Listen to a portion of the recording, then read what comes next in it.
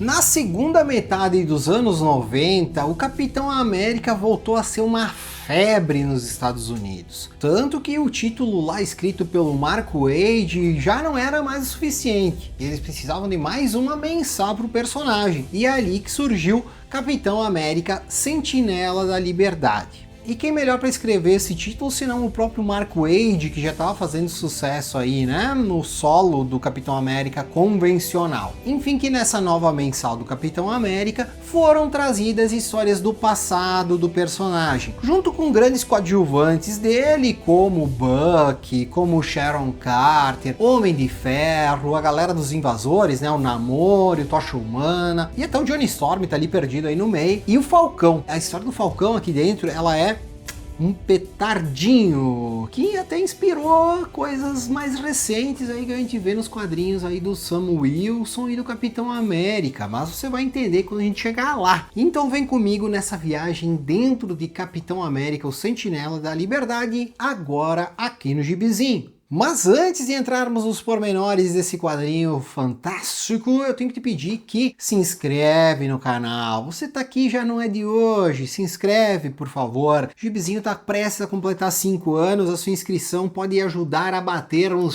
5.000 inscritos. É pouco, mas é de coração e é o que me interessa, o coração de vocês. Então se inscreve aí e dá um like, independente de já estar inscrito ou não estar inscrito. Dá o seu like aí que isso me deixa bem feliz. Feitoria! O que é Sentinela da Liberdade? Como eu falei, essa mensal aí trazendo as histórias do passado do Capitão América não foi 100% escrita pelo Mark Waid, né? Teve alguns outros autores também que passaram por aí. Mas, como que eu tô lendo esse material aqui, que é a coisa mais linda desse mundo aqui, que foi trazido pela Salvat, aqui tem o Capitão América do Mark Waid, e tem tudo do Capitão América do Mark Waid. Só não tem o legado, porque o legado ainda não tinha saído na época que lançaram isso aqui. Então, as histórias do Capitão América Sentinela da Liberdade que estão aqui, são as que foram escritas pelo Mark Waid. Então não tem tudo, tem algumas quantas, né? Tem bastante história aqui dentro. E a primeira delas traz o primeiro encontro, na verdade a primeira ação, a primeira missão do Capitão América junto com a Sharon Carter, que é o seu amor mais emblemático de todos, né? Na época os dois trabalhavam para a SHIELD e eles têm a missão de eliminar um agente da SHIELD. Claro, eles no começo eles não sabem porquê disso, mas eles invadem ali um aeroporto-aviões da SHIELD que estava controlado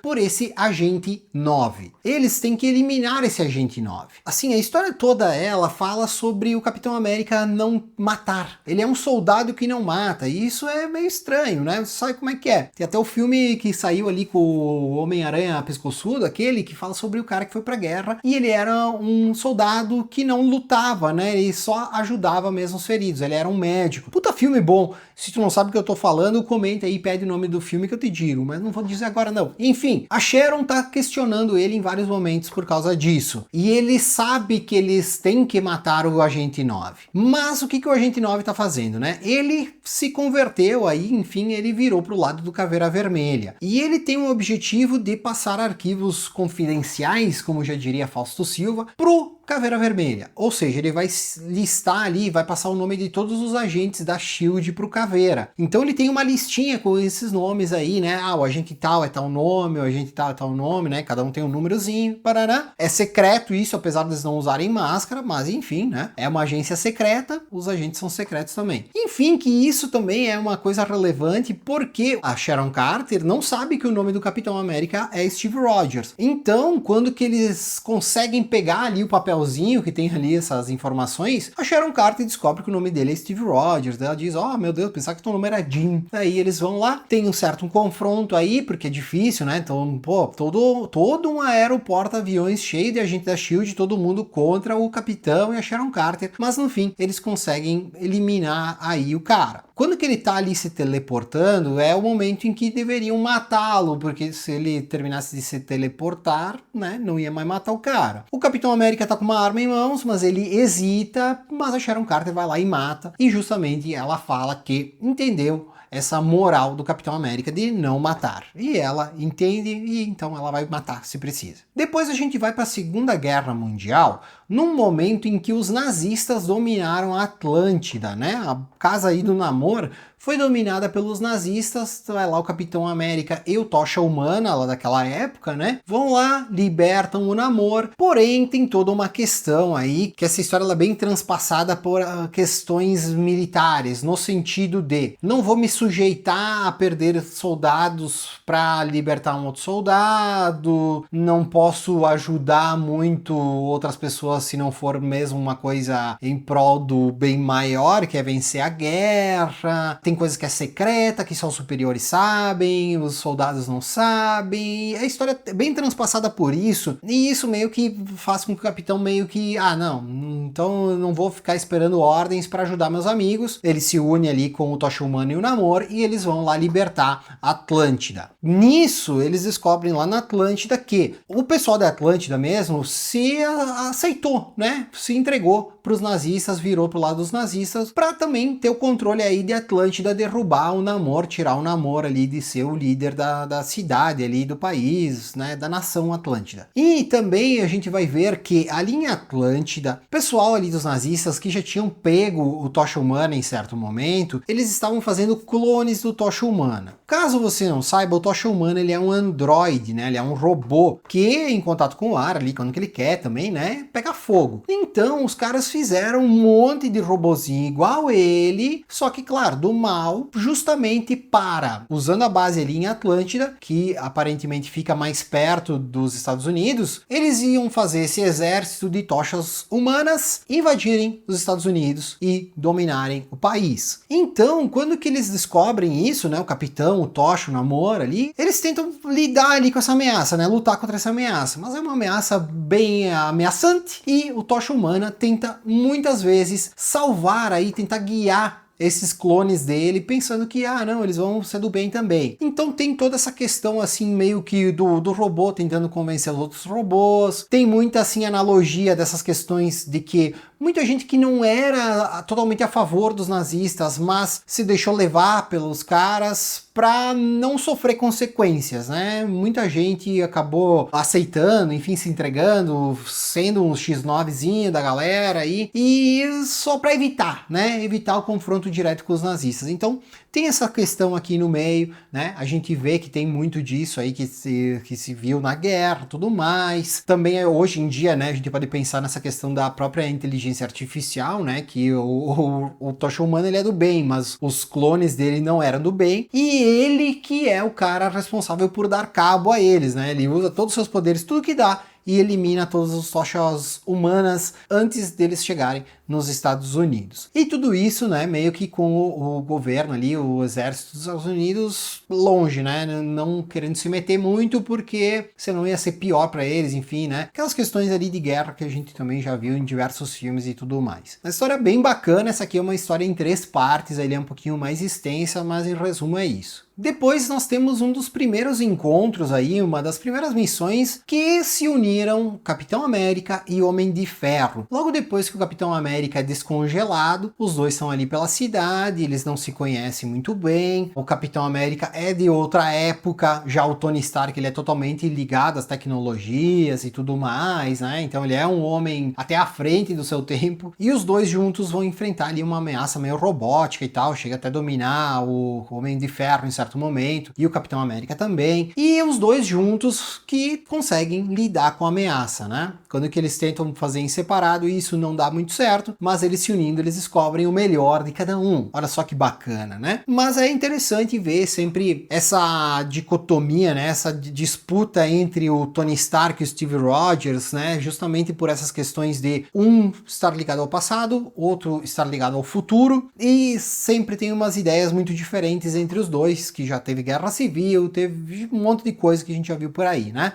Uma história bem bacana que mostra como que eles percebem que eles têm que se unir para o bem maior. Depois tem uma história bem maluca, maluca mesmo, porque o que vai acontecer é que o Steve Rogers vai ter que se infiltrar num hospício. Teve um cara chamado Randall Jefferson que ele começou a falar coisas sem sentido, começou umas loucuragens, e no meio dessas loucuragens ele começou a falar segredos militares, do nada, né? E ele foi preso num hospício e tal, e isso começou a gerar, né, uma certa confusão, um certo desespero na própria SHIELD. Como que um cara tá sabendo segredos militares e tudo mais? E eles pegaram agentes da SHIELD que são telepatas, né? Tem uma linha ali específica da SHIELD que tem telepatia, e eles mandaram os caras lá para falar com esse cara, foram lá no hospício também, e cada vez que alguém chegava perto desse cara, esse telepata que chegava ali perto, ele enlouquecia completamente. Então, tinha alguma coisa muito errada com esse cara, ele tava num hospício, e o Nick Fury descobre que os inimigos aí, enfim, né, os inimigos do Estado, estão infiltrados no hospício para pegar essas informações, ver o que realmente esse cara sabe, e usar isso contra o governo, né? E então, o Steve Rogers, ele tem a missão de se passar por louco para chegar perto desse cara e ver o que ele realmente sabe. Nesse contexto, o Steve Rogers vai descobrir que esse cara é telepata. E quando que algum telepata chegava perto dele, o outro telepata também dava uma surtada. Porque esse Randall, ele não tem controle nenhum sobre os seus poderes. Então tá um poder bem desenfreado, bem maluco. Não tem controle nenhum, enlouquece as pessoas ao redor dele. E ele lê os pensamentos das pessoas. Que esse é o grande motivo dele saber desses segredos de Estado. Quando que ele teve algum contato com alguma pessoa diferente, aí ele começou a saber essas coisas. Quando que foi os caras da SHIELD perto dele, daí ele soube ainda mais. E enfim, que daí lá infiltrado tava o inimigo, que era o Camaleão, grande vilão ali do Homem-Aranha, tava ali infiltrado para pegar as informações do Randall. E é bem interessante ver que o Camaleão vai se passando por várias pessoas em vários momentos, o Capitão América não consegue identificar ele, e isso vai acontecendo uma série de confrontos, e o Camaleão quer retirar esse Randall ali do hospício, levar ele lá para um lugar para eles pegarem todas as informações que ele sabe. Mas, né, o Capitão tá ali atrás dele, quer impedir o Camaleão, e em certo ponto, que é bem interessante, tem o Camaleão e o Randall, só que o Camaleão tá vestido de Randall, estão os dois iguais aí, não dá pra saber quem que é o Randall. Só que o Capitão, sabendo que o Randall era telepata, ele pensa uma coisa, né, meio que ele diz assim, ó, desvia, e daí o Randall desvia, e ele consegue então capturar o Camaleão. Depois disso, o Randall é levado ali pra SHIELD, daí eles fazem um tratamento legal pra ele, vão lidar com ele de uma forma melhor, e o Capitão América meio que fala até pro Nick Fury, cara, eu não quero mais ter que ver esse Camaleão pela minha frente, que ele pode até se passar por mim. E daí o Nick Fury fala, não, mas só existe um Capitão América,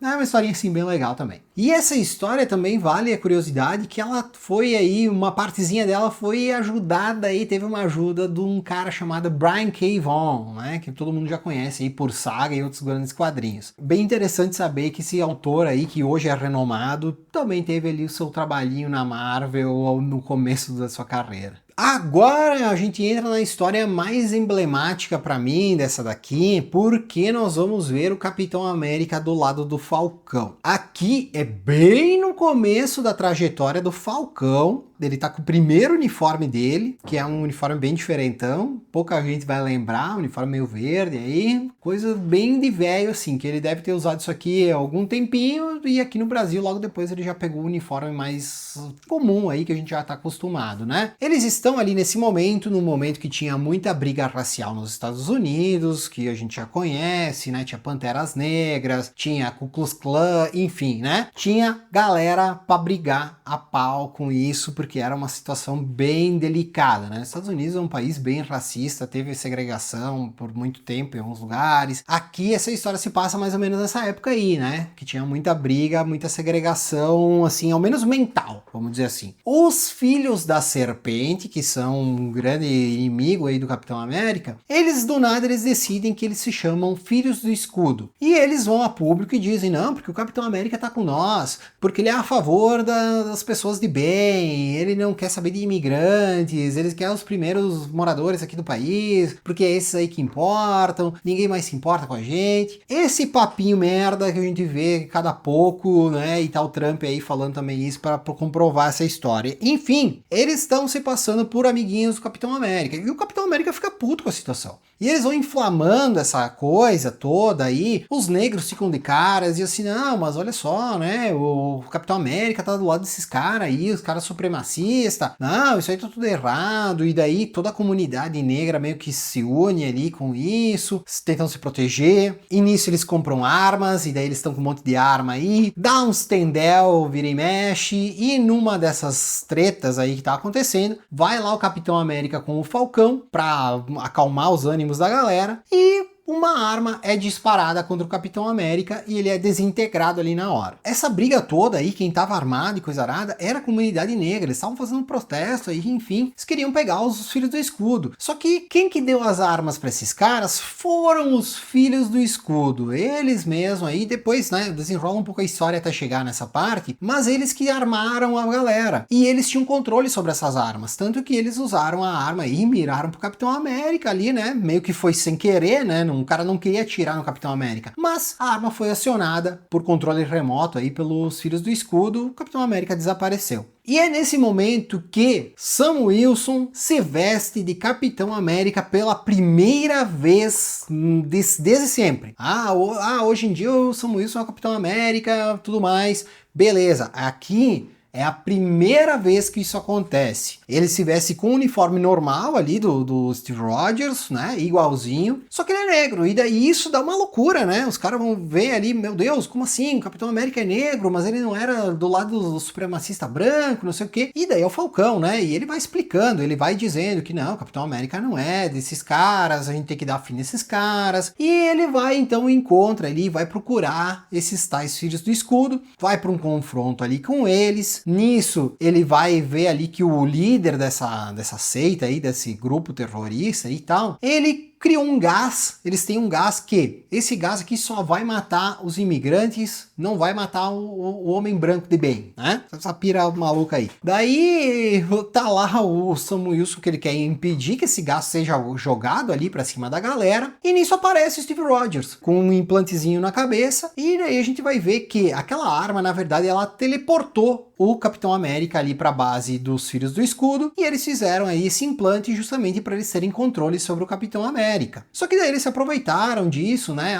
Todo mundo tava vendo, né? Então, realmente morreu, meu Deus, olha só, os negros mataram o Capitão América porque ele tá do lado dos brancos. Toda essa coisa aí, essa fake news maluca aí. O Steve vai pra cima do Sam, os dois brigam ali um pouco. O Sam consegue se livrar dele e ele entra lá onde é que tá dando gás e impede o gás de se espalhar pela cidade. Mas já vazou um pouco do gás ali, né? E acabou pegando o tal líder dos Filhos do Escudo, que obviamente morreu, né? Porque o gás não vai distinguir as pessoas, né? Essa pira aí. O Sam sobrevive aí, porque ele não tem muito contato ali com o gás, né? Não tem o suficiente, ao menos para matá-lo. E daí tá lá ele, então o Capitão América diz assim, obrigado, seu Sam, enfim. Uma baita de uma história, com esse marco, que é um marco bem importante aí para os quadrinhos, principalmente vendo que o Sam Wilson hoje é o Capitão América. Tem filme do Capitão América com o Sam Wilson, né? E eu acho que esse é o grande problema. Essa história aqui, ela é muito boa, assim como tem outras histórias muito boas que provam o Sam Wilson como Capitão América, como personagem, como um herói. E o filme é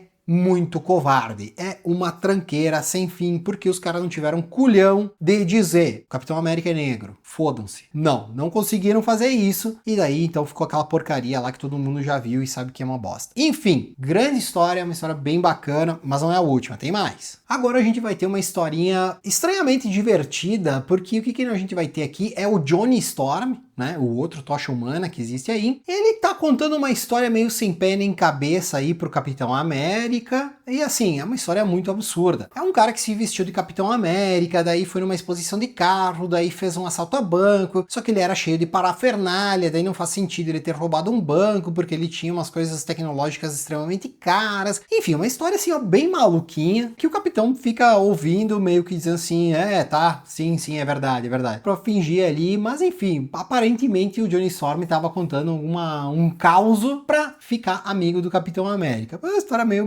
bestinha, meio engraçada, meio... parecia os caras lá do Alto da Compadecida, né? O Chicó e Companhia Limitada lá contando causos estranhos por aí. Fechando as histórias do título Sentinela da Liberdade, a gente tem a origem do Bucky. Aqui ela é bem revisitada e bem detalhada, então ela explica um pouquinho melhor o Bucky e todas as coisas que giram em torno dele. Uma questão que eu acho que é bem legal que ele mostra aqui é que o Bucky, como é que o Bucky foi parar na guerra, né? Isso aí pra mim era uma grande pergunta, porque o Bucky era menor, né? Ele era praticamente um adolescente, né? Não faz sentido ele ter ido no meio da guerra. Mas aqui vai explicar que o pai dele era um soldado experiente, tinha ido pra guerra e tinha levado o Bucky junto. Então o Bucky foi lá, só que lá pelas tantas o pai dele acabou sendo morto. O pai dele teve um problema num paraquedas, acabou morrendo e ele ficou ali junto com o exército, meio que o mascote, né, do pelotão, essas coisas aí que tinha algumas coisas assim meio bizarras aí na Segunda Guerra Mundial, enfim, ficou por lá. E nisso chegou por lá também o Steve Rogers. O Steve Rogers chega lá e o Bucky,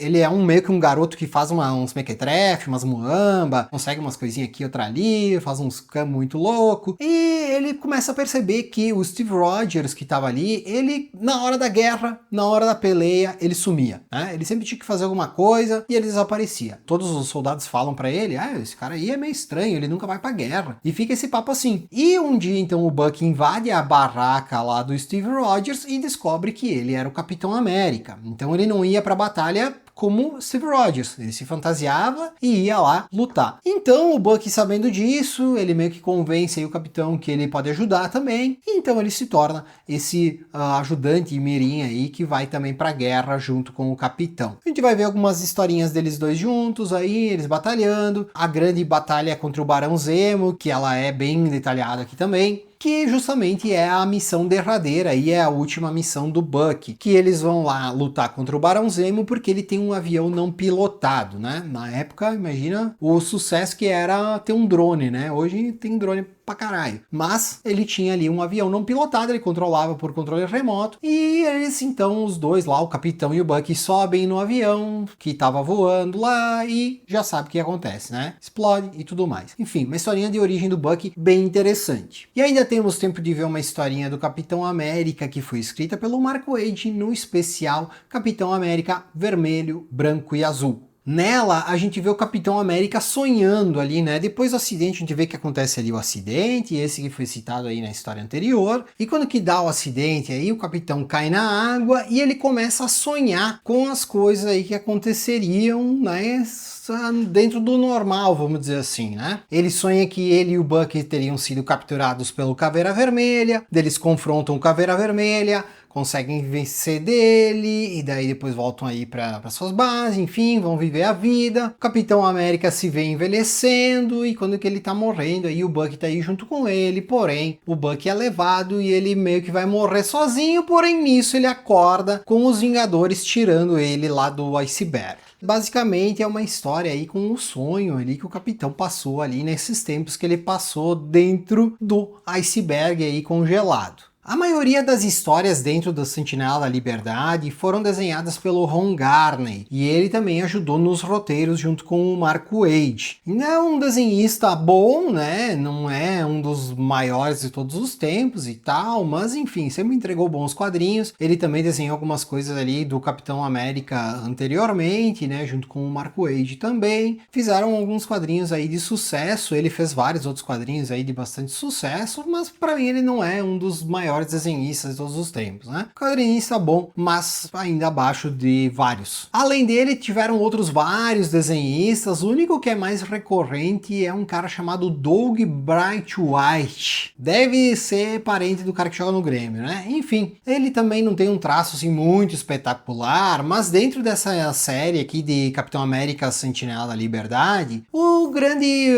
fator aqui, na verdade, é o roteiro, né? A arte não é tão deslumbrante deslumbrante assim, não é tão interessante quanto o roteiro. Que daí nós temos essas histórias dessas épocas mais clássicas do Capitão América. Claro que até assim, hoje, e talvez na época mesmo, não tinha ninguém assim pela nostalgia dessas histórias, né? Histórias lá da Segunda Guerra Mundial, talvez ninguém ia ter lido, ou poucas pessoas teriam lido essas histórias mais antigas do Capitão América, né? Talvez até conheciam ali a sua origem, a origem do Buck e tudo mais, né? Entendiam ele como um dos membros dos Vingadores, tudo mais, né? Sabiam essa história aí por trás, mas enfim, foi uma forma de apresentar essas épocas do Capitão América para um público que estava se apaixonando pelo personagem de novo, né? Como eu falei aí no começo do vídeo, o personagem estava num boom de público aí, um monte de gente queria ver e ler coisas do personagem. Então, serviu bastante para isso, né? Mark Waid sempre mandando muito bem no roteiro, então ele explicou e trouxe essas histórias bem importantes, assim, bem marcantes, assim, desses momentos, mas para mim a mais emblemática e que se reflete até hoje é justamente essa do Falcão junto ao Capitão América. Também por esse fato histórico de ser a primeira vez que o Sam Wilson se vestiu de Capitão América, mas justamente hoje em dia o Sam Wilson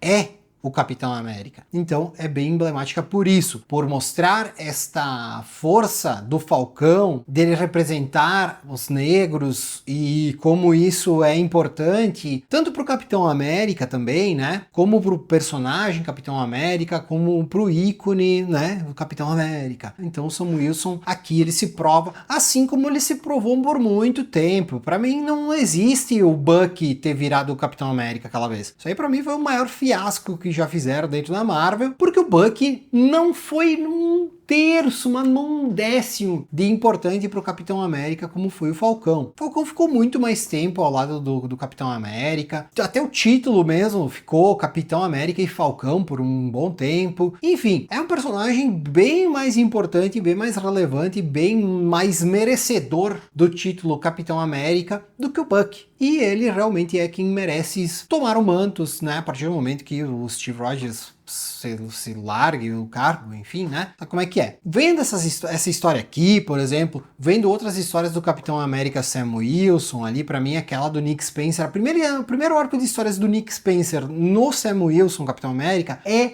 muito boa. E essa aqui também é bem interessante. Essas histórias aqui que podiam ter sido levadas para o cinema, para provar mesmo que o Sam Wilson merece estar vestindo o uniforme do Capitão América, ser o Capitão América. Aquele filme que foi aí dele foi um fiasco total e absoluto, porque o filme é totalmente cagão. Ele não fala em momento algum, ele não assume, ele não deixa claro, ele não bate na tecla de que o Sam Wilson é negro. Para mim isso é um ponto marcante, porque a gente sabe como é que é. Tem toda uma questão por trás, não é simplesmente outra cor da pessoa. Não, tem muito mais coisa por trás. E esse Sam Wilson, esse filme aí do Sam Wilson, Capitão América, tipo, esqueceu isso. Ah, não é uma coisa que precisamos falar, vamos falar uma coisa genérica, super-heróizinho, blá blá blá. Foi uma merda. Beleza? Você já conhecia essas histórias do Capitão América, Sentinela da Liberdade? Se conhecia ou não conhecia, comenta aí, fala o que achou. Eu sei que é um pouco difícil tu conseguir isso aqui hoje,